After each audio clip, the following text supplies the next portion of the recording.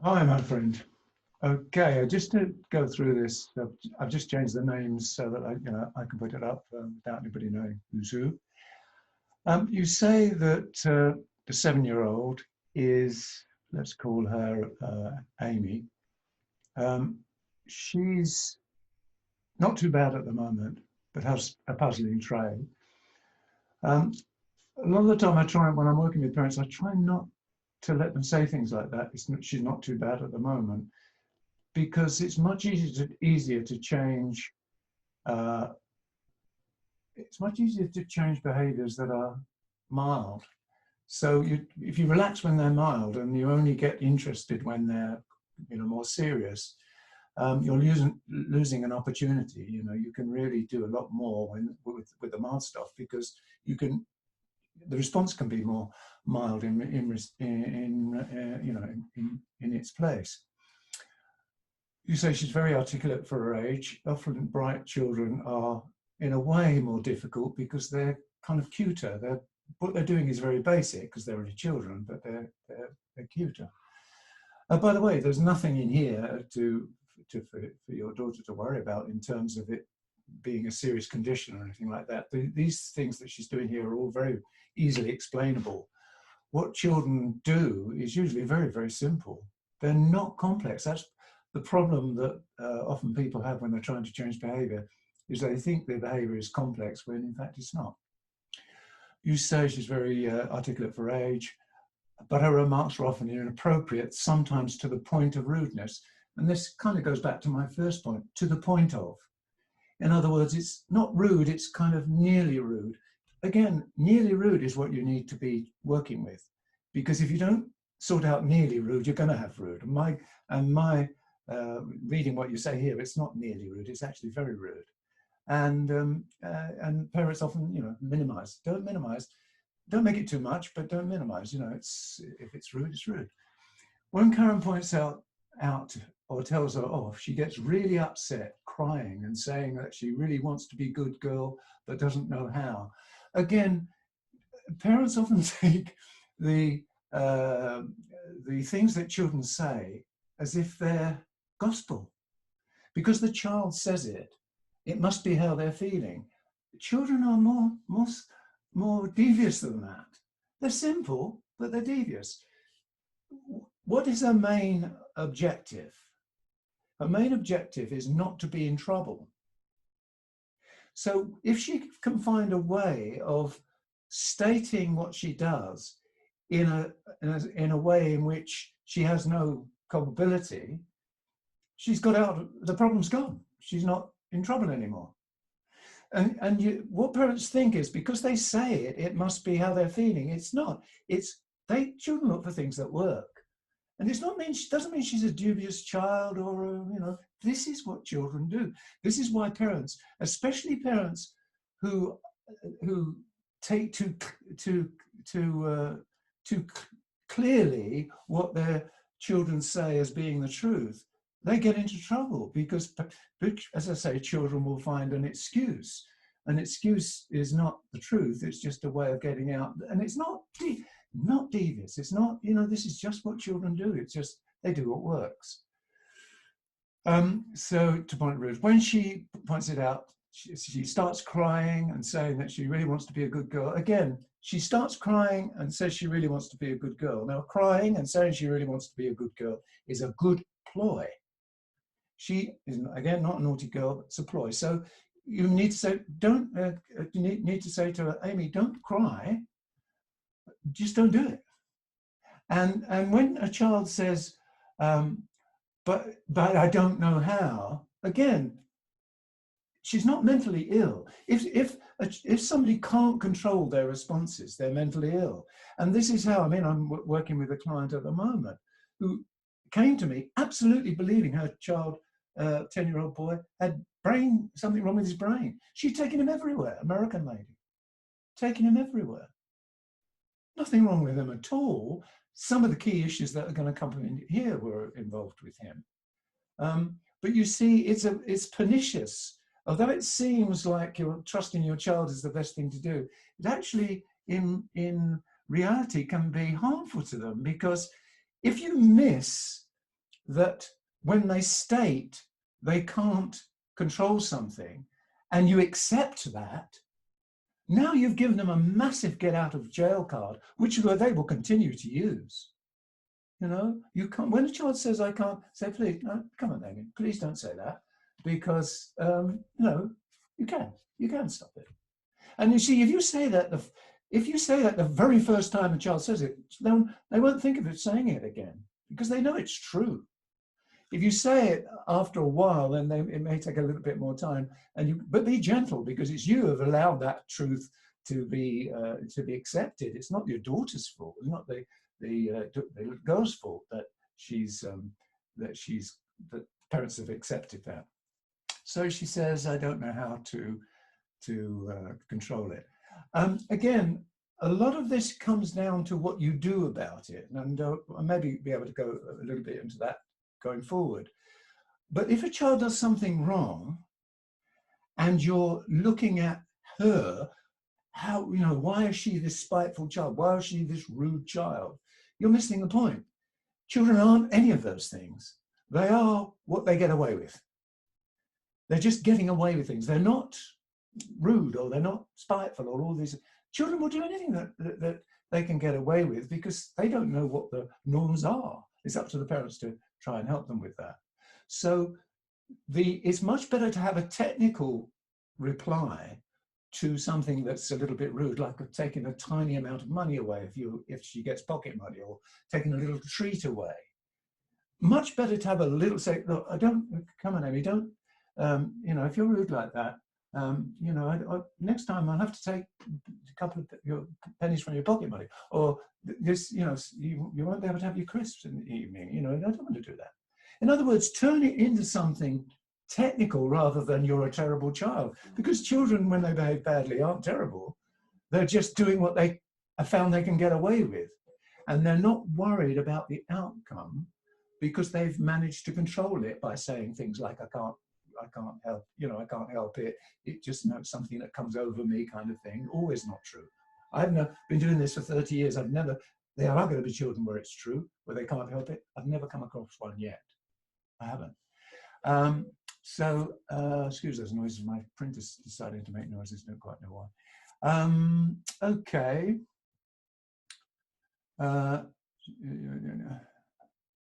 And then you give the example.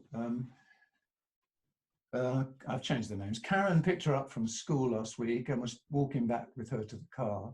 There was a family in front with a boy from Amy's class. And Karen marked about the girl to Amy, what a lovely outfit, isn't she cute? And Amy replied, that doesn't mean that she has a pretty face though. So her mum says to her, oh, isn't that little girl cute? And Amy says, yeah, but it doesn't mean she has a pretty face. She says it's obviously loud enough for the parents and the child to hear. Now, again, don't be confused by why a child would say something like this. You need to see how basic children are, right? Here is a little girl who is her mum's pride and joy, or her mum is her own pride and joy, and she's her mum's pride and joy. And the mum is saying to her, and this is where, again, parents, I don't know, they think their children are adults. You say to a little girl, isn't that other girl really pretty? Can your daughter not see that that's hard? It's hard for your daughter, your granddaughter, to hear a mum praising another child with an attribute that she should have herself, or would like to have herself. You know, children are magnanimous, but they're, provided things are equal. You know, if you had said, oh, you know, you're a really charming little child, then she's quite charming too. She might have been able to take that. But you know, children, she's 7 years old, which means in emotional terms, she's tiny. She's, you know, she's working on very basic principles of survival, some of them, you know. If I'm the most loved child, I'm going to be the one, you know, I'll survive, you know.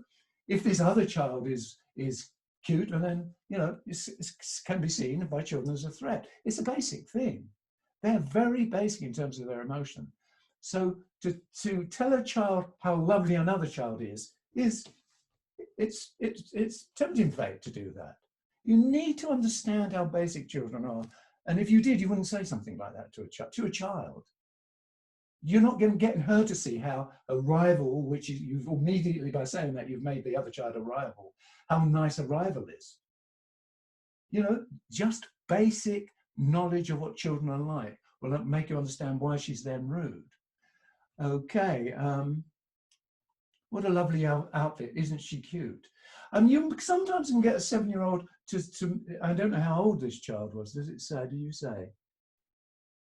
Little sister. Yes, sometimes, all right, I take back a little bit what I said. If she's really tiny, an older girl can see how cute, you know, they've already started to see how cute somebody is. But Amy hasn't. So she hasn't seen that. So, you know, avoid saying things like that, because it isn't coming from spitefulness, it's coming from insecurity, her response. And that, you know, would make me wonder what happens at home. My instinct would be, again, I don't know anything about your family, so I'm not saying anything about them because, you know, I've never heard this, but my instinct would be that there are other children, I think, at home, that there are rivalries going on there. And again, that's the place where you sort this stuff out, because you make sure that everybody is equal. The way you stop children fighting is to make everybody equal. You know, if you say, you know, come kiss one on the top of the head, you kiss the other one on the top of the head. The problem is with younger children is they often get that kind of intimate stuff because they're small and cute, and you know that's more natural to do it for them, and that's fine if the older children aren't reacting to it, but you need to look to see if they are, because if they are, and certainly if they're being spiteful or they're arguing with each other, that's always about what parents do. It's never about them not getting on. And in minor ways, you know, I want to watch this program, you want to watch that program, you've got my toy. Yes, those things occur. But in general, when it's constant, it's not about the things that they're arguing about at all. It's about who the parent supports. And parents nearly always support the younger child because they see the younger child as more vulnerable, and you should make allowances. Children don't make allowances for younger children. They're children. You need to be making allowances for them and the younger children, not just the younger children. So when you say, oh, you know, let him take it and all that stuff, again, if you've managed to do this very well from the beginning, a child may well be able to do that. But if they're not able to do it, it means you haven't, as a parent, managed that well. And so now you need to start managing it well so that they're not feeling, you know, jealous of a younger child. My guess is there's jealousy in the home about this, because this child wouldn't suddenly be jealous about a child outside if she wasn't already feeling that there was unevenness in the affection that was being shown at home. Often physical affection and so on is for younger children more, and you've got to watch that. Once the children are full up, then you can do that. But if they're not full up yet with feeling that they're loved and they're cherished and stuff, then you need to be very even about, in fact, I would just say in general, be very even about, you know, the things you say and some of the positives and when they're fighting, do not take sides. Even if it's a tiny child and a big one. You don't take sides, because if you take sides, you make the problem worse. They're not fighting because of the toy. Oh, right, they may be fighting because of the toy, but if they're fighting constantly, it's not about the toy. It's about the arbitration that parents do. If you tend to arbitrate always for the younger child, you bring the next thing on. The younger child likes it because you supported them. They want to fight again. The older child doesn't like it and is more angry with the younger child, more jealous usually. So they want to fight again. So when you arbitrate between children, you never take sides. Doesn't matter who's right and who's wrong. They're arguing, they both get a sanction if it needs to be a sanction, a penny taken away or a small thing they lost. They both get it for arguing, for not getting on, not trying to work out who was right and who was wrong, because in the end, the younger child always starts to manipulate that. I've done this work for years and years. The smaller child will always, no matter how small now, they will start to manipulate. You just touch them. Ah! Now mum immediately thinks there's some, war crime going on. Okay, so you've got to be very careful of that. And as I say, I think this comes from jealousy when she, you know, she praised the outfit and said, "Isn't she cute?" Even though she's a smaller child, an older child sometimes, you know, can, oh, aren't those cute? They're already getting that kind of adult way of looking at it. This child isn't. So don't say things like that. It's not her fault that she isn't. That's part of the, I would guess, the problem at home that's kicked that off. But maybe I'm wrong about that. But you know, ask her to phone me if you feel that's the case, or if she wants to. Um, Karen told her she must not say things like that about people, and Amy got very upset and said, "You're always telling me what I shouldn't say, but you never tell me what I should say." And again, parents often say, "Oh, that makes sense." Yeah, but does it? You know, is it true that she doesn't know what to say? She knows that she shouldn't say this. She could say nothing, couldn't she? You know, it isn't true. And I've often worked with parents who accept their children's, as the earlier one I mentioned here, accept their excuse for it. Is it like a blanket excuse? Because you haven't told me how to do it, what to do in its place, I can't stop doing what I'm doing because I don't know what to do in its place. Well, you can. You can not do it. You can say, well, what do I say here? And not say anything, maybe. And it isn't true. And again, parents make their children much older by expecting a response to their behavior that they're not too young to give. And then make them much younger, where something very basic like, you know, I can't control this, they're allowed to get by. Well, they can control it. They're not mentally ill. Only mental illness would mean I feel this way, I've got to do it, or some kind of disorder. And I've noticed ADHD is mentioned. There's nothing here to suggest anything like that. I always say to parents, experts always talk about disorders when their expertise runs out. I do it. If I have a child that gets, you know, I've had very few of them, I have to say. In fact, I've had none that actually got to this, but I've thought it, you know.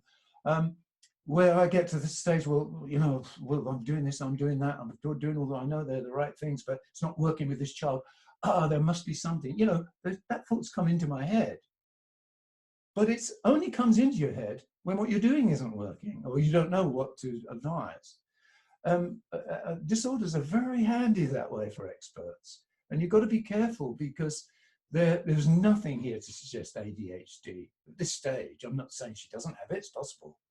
But at this stage, and you always look at what parents are doing, you don't look at the way the child behaves, because it's always an interaction that causes these problems. Interactions, how parents interact with their children and vice versa. These behaviors don't come back from the inside of children, where they're suddenly overwhelmed. But no, they come by how various behaviors have been handled. If they've been handled well, behavior goes down. If they've been handled, just some subtle things often that parents don't understand. They're handled in the wrong way, rewarded in some way, then they increase. It's very rarely at this stage would you ever look at a disorder. And as I say, a lot of the time, I've said on another video that I put on YouTube about ADHD.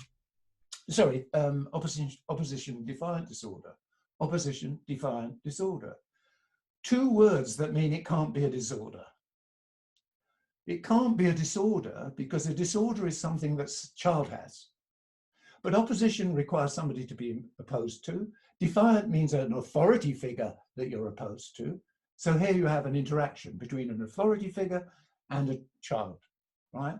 That's an interaction. So you can't say they've got a disorder because you don't know how the parent is interacting. You can see how what the child's doing, and you can look at those things and say, oh, they've got a disorder, but opposition defiant disorder, there can be no such disorder because it has to have an interaction. And if you don't know how the parents interact, you can't say the child's got a disorder because it's all about how the parent reacts in behavior. If the parent behaves in the correct way, trains, the child's behavior goes. They subtly reward it, which is always the case, it gets worse.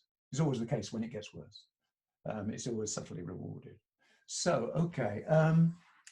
Said you mustn't talk like that to people. And Amy was very upset, and she said, "You're always telling me what I shouldn't say, but you'll never tell me what I should say." Clever, but it's no, it shouldn't accept that. In a way, I suppose she's right. And this is again the kind of, it's not certain whether it's wrong or not. It's wrong, and it needs small consequences if they won't accept that they need to change it. Not partial acceptance of the excuse, because partial acceptance of the excuse is all the child needs to not change anything. So you can't partially accept the excuse and expect it to change. It's not going to change. But you don't have to overreact to it. You just need to, no, darling, come on, you can, you do know what you should say. Please don't say that. That's not true. That's not correct. You do know what to say, and you need to just concentrate and try a bit harder. And if you don't, if you did do this again, I would have to take a penny away. Something small. Tokens are very useful with children, especially a child like this who has got, sibling rivalries going on. My guess, sibling rivalries going on is, sanctions only need to be small because they're symbolic. It's a big deal if it's a penny, maybe. So, but don't allow the this tacit half and half, I suppose she might be right. Try not to, I know that it's not your daughter saying that's yourself, but, just be careful of her thinking that way. Karen also says that whenever Amy asks her a question, it's often an aggressive tone. When she asks the questions, it's always an aggressive tone. And again, half-empty children who are always angry or dissatisfied, which it sounds like Amy is. If they're always dissatisfied, I always call those half empty, the glass half empty. They look at the world in the glass half empty. And she uses this angry tone. Well, parents can think she always uses this angry tone because, again, it's internal. She's got this internal feeling of, anger or dissatisfaction. There's something going on inside. Very rarely in my experience is that true. Children who ask questions in an angry tone do it because it works in some way. Or children who are dissatisfied, I don't like the, whiny, don't like. They might do it because they're tired. Often sleep is a very important thing for all children. Make sure they get enough sleep.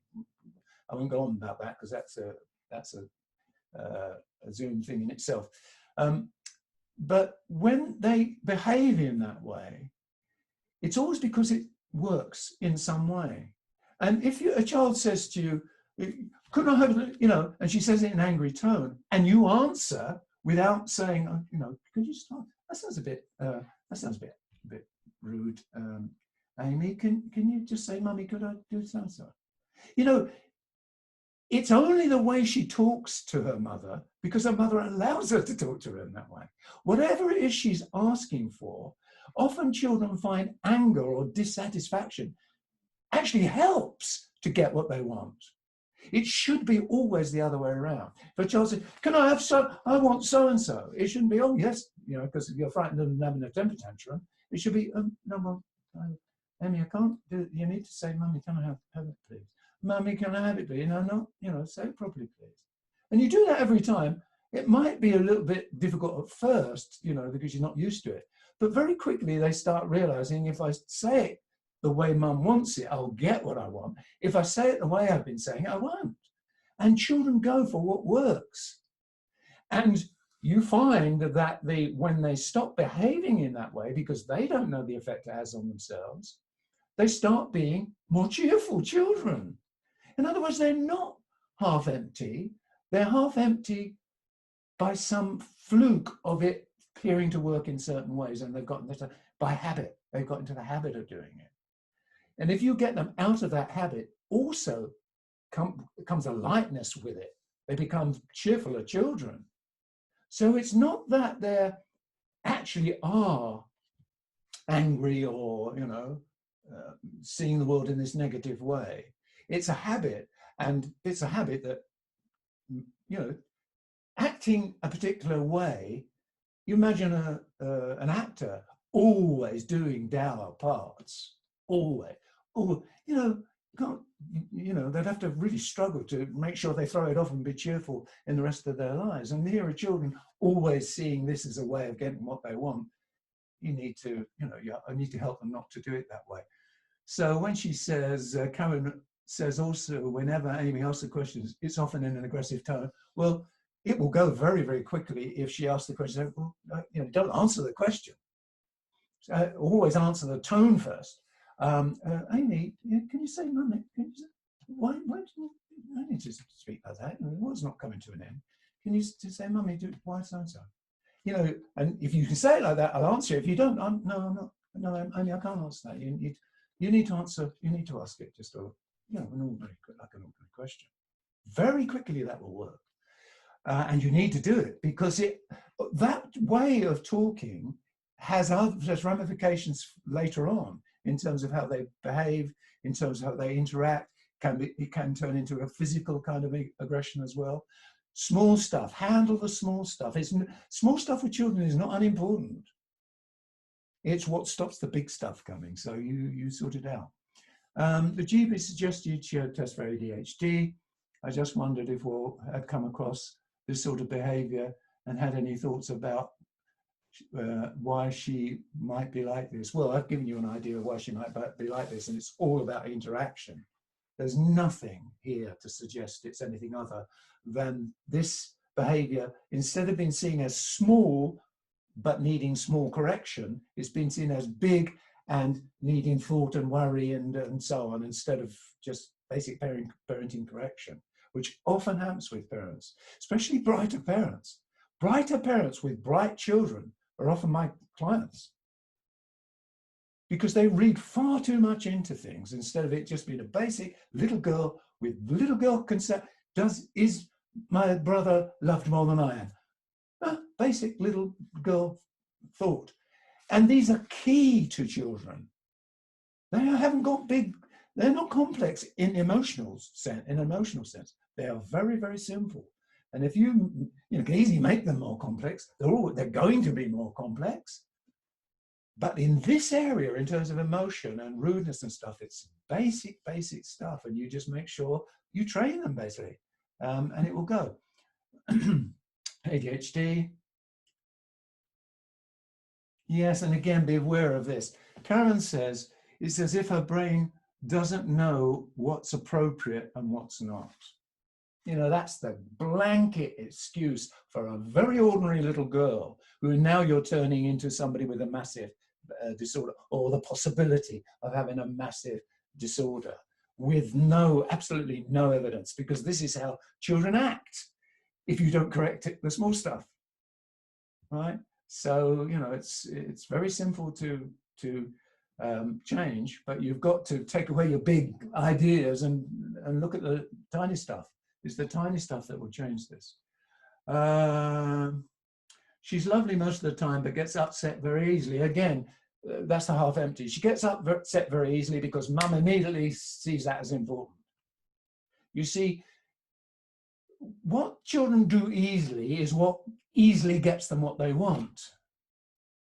So if she gets upset about not getting something and people rush and make sure she gets it, then that's the behavior she's going to use to get what she wants. If she gets upset about something and the thing she's upset about never gets put right because or while she's upset, then that behavior will go. And you've got to do it gently. It's not her fault that this stuff has started to work. It's not really a mum's fault either, but it's certainly not the child's fault. The child can't make this stuff work. The parents make it work. So when she's upset, you're sympathetic that she's upset, but you don't let the upset be a means for you doing something that she's asking for. When she's upset, she needs to be non-upset to get what she wants, because there's no need to be upset to get what you want in life. But this child thinks there is, and most of the children I work with think that's the case. They think it's the parent's job to make them happy. That's never the parent's job. If it's the parent's job to make them happy, then they're not going to be happy. because being happy means you lose your power. So you train this stuff away again. If she's always when she's happy, fine, everything goes well. When the mood changes, and again, watch out for tiredness. She's 7 years old. She should be in bed no later than 7, asleep no later than 7:30. If it's later than that, then that's where your problem is. And sometimes logistically that can be very, very difficult if you've got, coming home from school and stuff, and dad wants to see them and stuff. Mum wants to make sure, if she's working, she wants to make sure she tucks her in or whatever. But it doesn't order what the child needs. And if you've got a child acting as if they're irritable and tired, then some of the time that's the reason they are irritable and tired. And if they're at school, it's a hard day at school. So, get that bedtime down. If it's later, it's 9 o'clock, take it down by 10 minutes a night. She won't even realize. Take it down by 10 minutes a night until you get it to where it needs to be. Okay. Upset very easily. A roller coaster with her moods. Again, her moods are being rewarded. When she's fine, she gets the things. When she asks nicely, she gets things. When she doesn't, you're not angry with her, but she don't know. Amy, I can't give you that. You need to, just not ask like that. Say, Mummy, can I have it? And you accept a middle way where it's kind of right, but always perfection in terms of behavior. Always go for it exactly as it should be said to a friend or whatever. So there's no hint of rudeness, because that's the safe place where there's no hint of rudeness. Where you're sort of wondering, is it rude or is it not? The answer is it's rude. If you're wondering, it's rude. It's clear. It has to be clearly non-rude. And again, you don't make it's not her fault, so you don't make a big fuss of it. But but she doesn't get what she wants until she speaks to either of you or whatever in the way you want her to, which is in a reasonable voice. But she also snaps out of it quite quickly. Well, she said, but she also snaps out of it quite quickly. So that's something. Well, that's not something. That's everything.